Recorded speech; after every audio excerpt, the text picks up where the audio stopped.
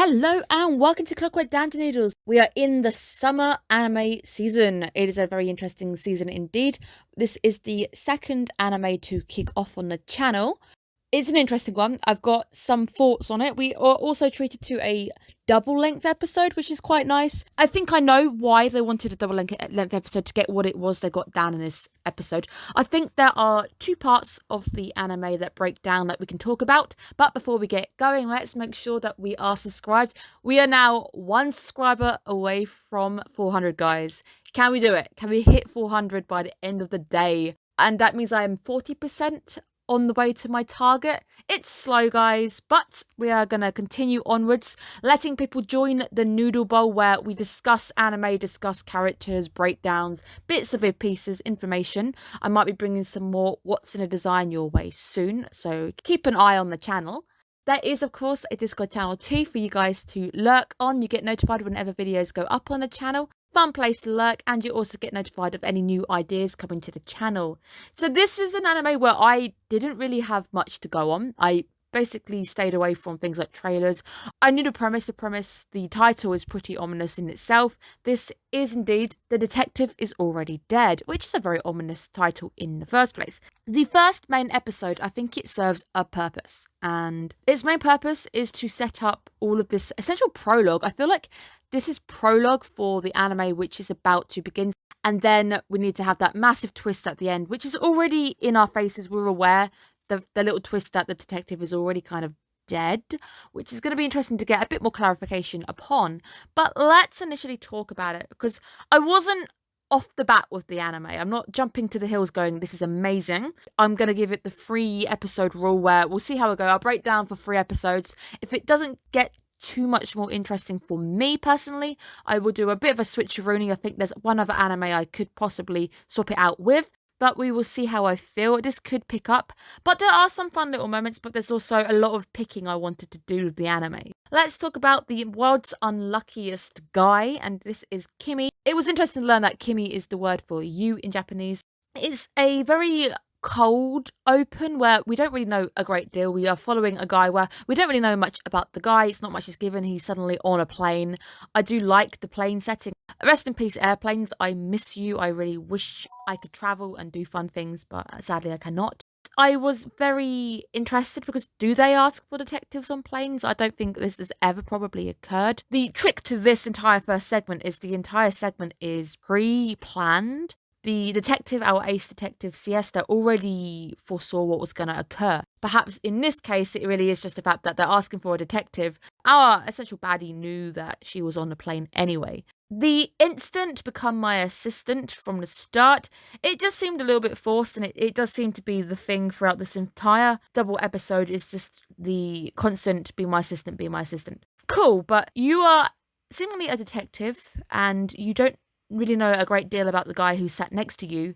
So that was either hinting that she knew more, she knew a bit more going on, she wasn't letting on that there's a bit more between them, because he does seemingly recognise her and he kind of just relaxes and asks her name immediately. So hinting that there might be something more going on. Hopefully there is something more going on, and it's not just the fact that she really just wanted him in particular to be her assistant. I think there has to be a reason for it.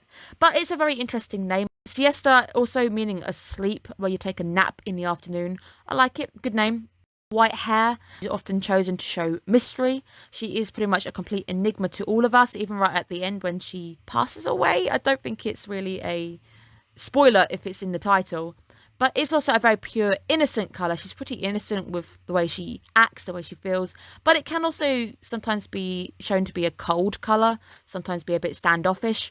Don't really see those traits in her this episode. The blue eyes, we have gentle, calm, calculated, a bit detached at times. Also a healing colour. I might mention that a little bit later on as well. The calm and calculated, I think, is the perfect choice for a detective in particular, because you have to be very calm. You need to be calculated, taking things in, logical, be reasoning constantly when you are a detective. Blue as well being a healing colour. It does seem that she kind of has 2 missions in this entire big episode. The first mission is obviously we are hunting down a organisation, which we'll talk about more in a moment. And the second one seems to be determination to make Kimmy happy, to make him smile, to actually look after him and protect him. That does seem to be a nice little hidden factor with the blue there.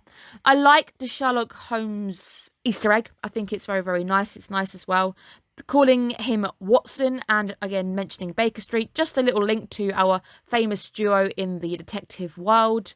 I wish this was going to be a bit more like the actual Sherlock Holmes, but I don't think it is. Siesta does remind me a little bit, very mildly, of Holmes and his very erraticness.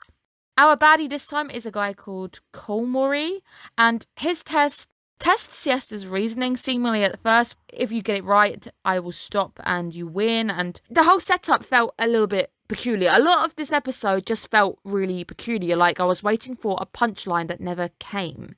Sets up a game of death, trying to put on the front that he himself wasn't afraid of dying, even though he really was. But it's over really quickly. So this initial segment is over really, really quickly. Quite a fast-paced episode. She ends up throwing his answer back at him. So he essentially gives her the answer, which ends the test really, really fast. And that also allows us to get a bit of working out shown to us on the screen. She does go through the reasoning. It just seemed a little bit odd because at the end of the day, he was still going to end up being arrested as a hijacker and he did assault a pilot. But he gave up too quickly and it seemed like that's a lot of effort to go to hijack a plane and pretty much put your name on the wanted list at that point. Just to give up within literally about a minute of that, a quick questioning. So it didn't seem like he was very serious about it. Which is where we get a bit more nice little logical reasoning where it's told that he perhaps was scared to die. So he actually wanted to be found out. He wanted her to work it all out in the first place. So he's working for somebody who he's scared of. So somebody above him has demanded that you must die. And it doesn't quite sit with him. At the end of the day, he's shown a bit of a human emotion and he's freaked out and gone, actually, no, I don't want to do that. Most of this was already predetermined. The detective was already aware there'd be somebody on board. She was already aware that this was all going to happen. Everything initially in the first chunk is all a setup, which is interesting. It gave me a little bit of a Great Pretender feel. It kind of reminded me of the Great Pretender with the idea of them trying to pull the strings, and especially the way that anime in particular ends, that where everything's all predetermined and it all lines up and it's all kind of somebody's got control of the entire situation, but they don't give it away. The twist initially with I call it magic, but it doesn't really seem to be magic. The twist that the guy, we find out he's a pseudo-human. So this is a bit of an unexpected twist. I don't know how I feel about this twist. The idea of there being something a bit more within the realms of just reality in the anime. And we've got our big bad special organisation that we're going to be going after, and they're called SPES. There's organisms, like parts of a body, where they end up connecting to a human, giving them some abilities. This guy has these tentacle things, and he's able to harden them and attack, and he uses them as an extension of an arm, essentially. We are told that he has betrayed SPES, so anything he was doing now, taking the fact that he didn't want to die into consideration, so everything he now does lined up with that. We do see perhaps the quickest plane evacuation ever, perhaps the most unrealistic part of the entire anime right here. There's nobody sleeping, nobody's got headphones in, everybody's awake and alert. There's nobody blocking off any aisles, nobody's left any baggage behind with them, everybody's quickly moved out, which I don't think would ever happen in the history of airline flights. There's nothing left behind. Everyone's taken all their belongings with them as well, even though this seems to be an emergency where they'd probably tell you just to leave everything and move as quickly as you can. The people are evacuated with nowhere to go. Seemingly they go into another compartment, but it just felt really weird, guys. Kimmy slowly adapting to his new role when he does say, "This is the ace detective and I am an assistant." It's nice. It's a nice little moment. But I did like the "you're bad with women" line. It was a fun little line to throw in. The Naruto running over the seats was interesting move there. But something was really off about Siesta. I've still got these really weird vibes. So if she's now suddenly dead, really weird vibes just because she kept reappearing. And we saw her run to the front of the plane, but suddenly she was back with him again. So it seems that she had the ability to either move really fast, be in two places at once, have the ability to suddenly teleportation perhaps. The attacks that our baddie does, throwing his magical tentacles all around the plane, there's a bit of a risky move. So he ends up causing damage, but he could have cracked a window. He could have ended up causing the entire plane to go down. He could have caused a fault on the plane. It's an interesting move from somebody who fears death. It was a little bit lucky that inside that magical suitcase there was a beautiful weapon inside it. The weapon also perfectly fitting the look of Siesta, which therefore lined up that everything at this point was completely planned from the start. The sequence of her running and the tentacles, it's an okay sequence. But the end where we ended up subverting expectations was quite nice. So the whole gun in the mouth, I was like, ooh, is this suddenly going to get bloody? And then her suddenly just going bang. I like that. I think it was quite a nice little segment. The twist then when he tries to attack her from the back and she ends up explaining that you can no longer attack me because that bullet had my blood in it. Everything was set up from the start. That was the main key thing for this first chunk. So let's talk about the first chunk essentially. The first chunk was, in a sense, trying to introduce us to Siesta, trying to show us the world we're in, explaining that we've got this big, bad, overarching organisation called Spes and how they deal. So we're dealing with things slightly out of the human realm. We've got pseudo-humans with abilities. She's probably got abilities also. The gun as well really fit her look. You knew it was her gun for sure. And she definitely seems very sus because she's definitely got some ability, and we also learn about the 7 tools a bit later on. A very interesting character. I do hope that she's not physically dead because I feel like the character has a lot more to say. She needs an assistant, where I was really asking the questions, why this particular guy? He doesn't seem very talented. He doesn't really seem to have any supernatural powers of his own, which might be helpful. He hasn't really demonstrated any logical or reasoning skills. But it is an interesting sequence where we are told about the 7 tools. One of those tools is a key that allows you to get in any lock that you want. Very, very handy. I would kind of like my own version of that.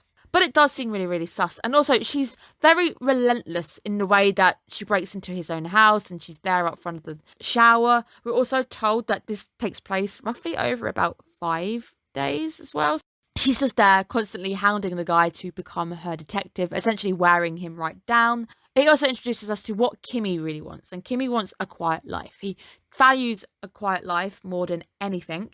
The comment about Kimmy and his forgettable face is actually quite a nice one. It kind of allows me to segue into a bit of a character breakdown. Brown hair, brown eyes, just a typical protagonist look.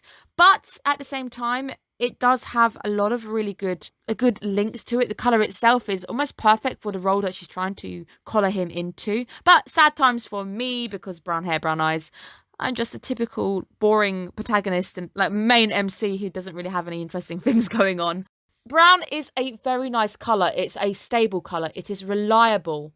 But often enough, people who have brown eyes are very grounded people that can make quite good reasoning, thoughts, but they also make very good support. So that colour, I mean, maybe Siesta knows all of this about colour theory. Maybe that is the reason she's actually trying to get him on board. She's like, you've got brown eyes and brown hair. You must be really good at supporting.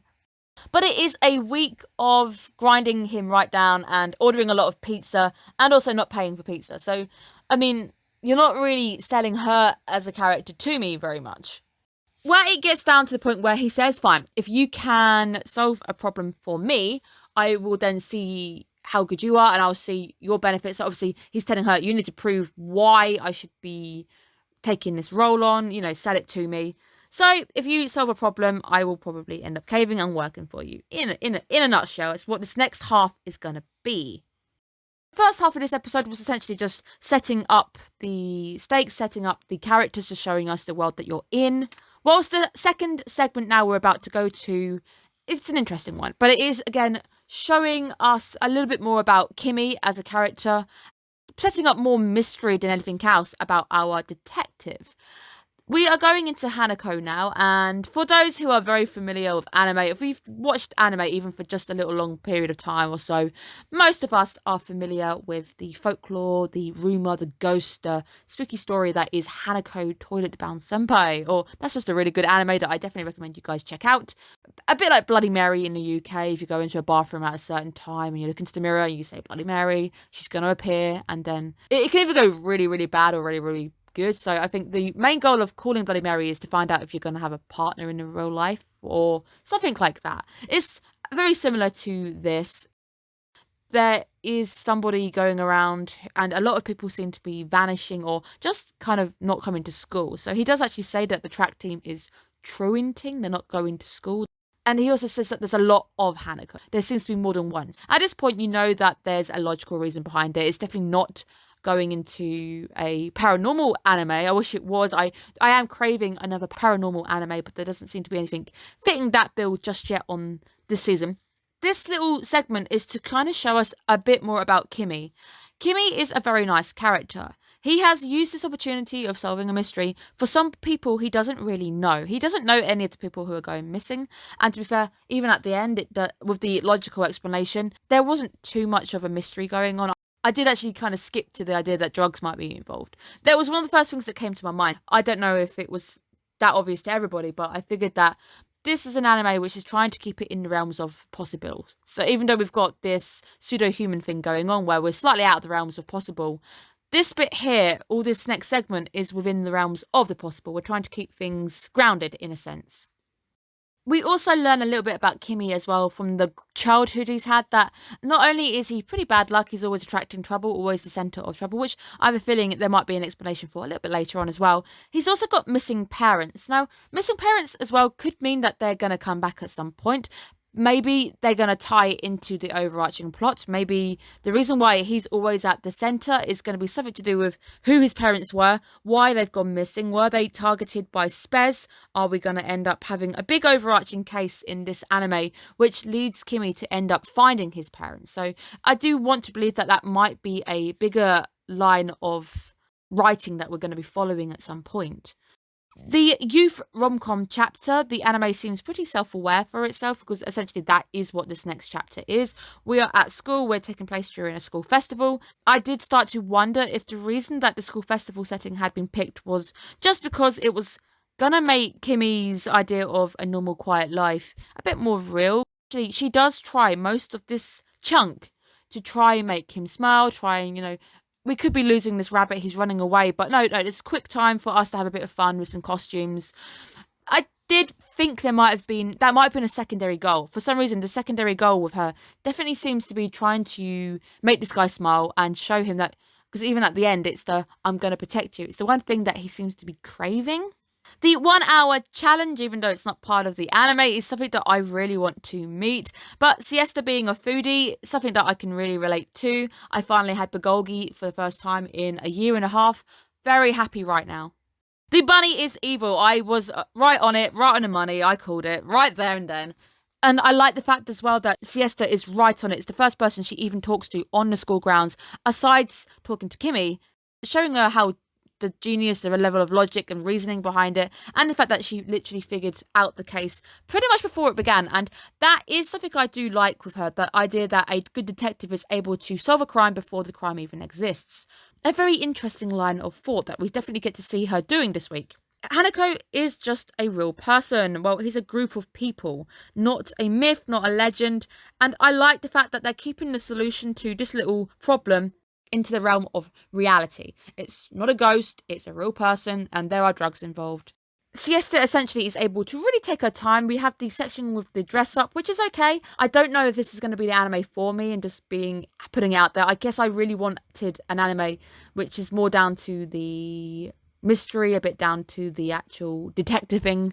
We seem to be doing a bit more pandering than detective work in this anime, which is fine. It's going to be not for everybody.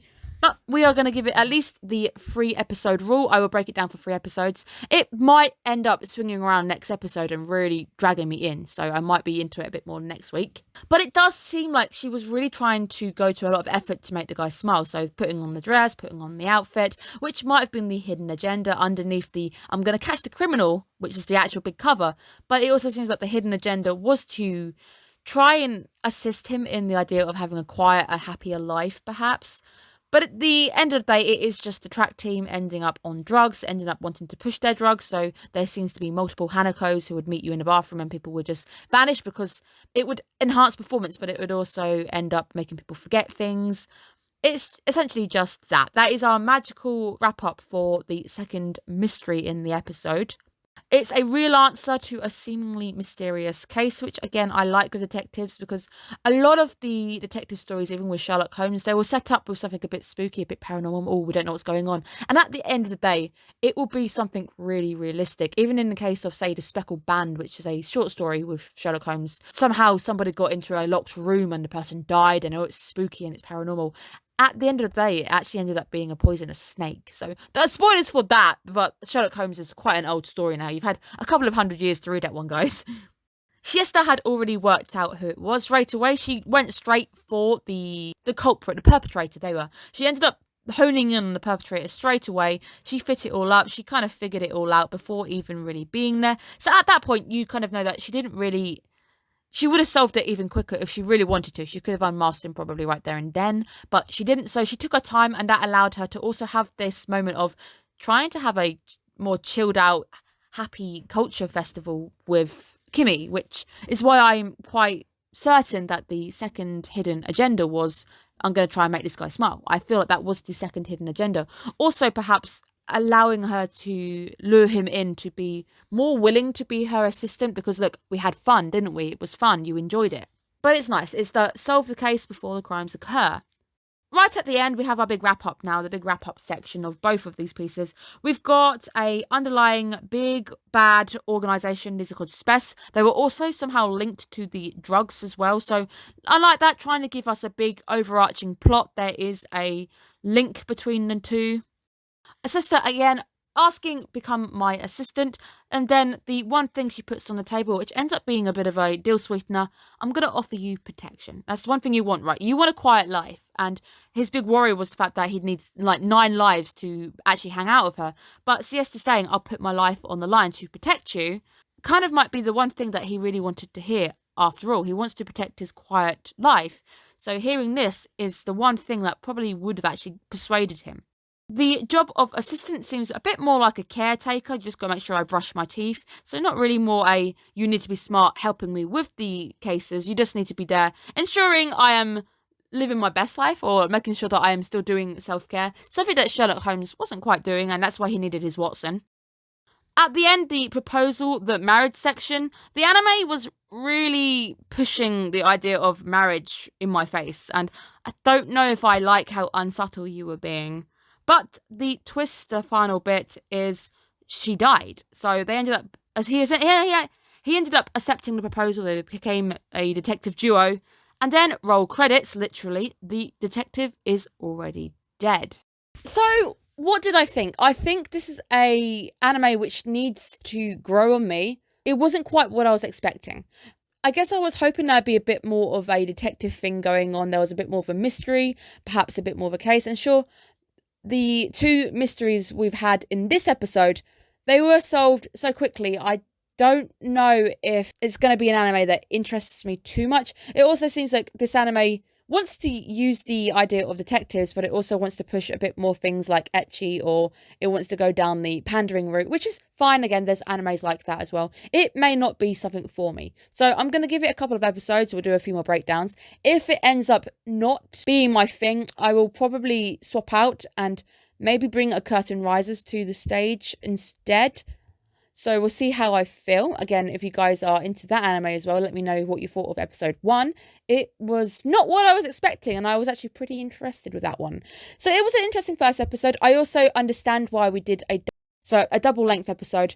It feels like we needed to get the groundwork done, and they knew that wasting time on multiple episodes, having this across a few episodes, they could have done that if they wanted to, but it seems a bit more effective to have a double length episode, get us right into it, have no breaks. We didn't even get an OP, we didn't get an ED, we essentially had a bit in the middle as well, which kind of breaks up the 2 chunks, but it feels like we needed to have all the groundwork given to us. Here's the characters, and we needed to get to the point where the detective really was already dead. So that was the entire point. It's not really a spoilers because you've given me that in their title. So it feels like that was the key purpose of episode 1. I think it's interesting. I like the more modern day detective setting. I think it's interesting. So we'll give it a chance. We'll sit with it. Hopefully you guys too have found this one Somewhat interesting. You'll have to give me your thoughts down below. Is this anime something you want me to break down weekly, or do you think I should bring another anime forward that you guys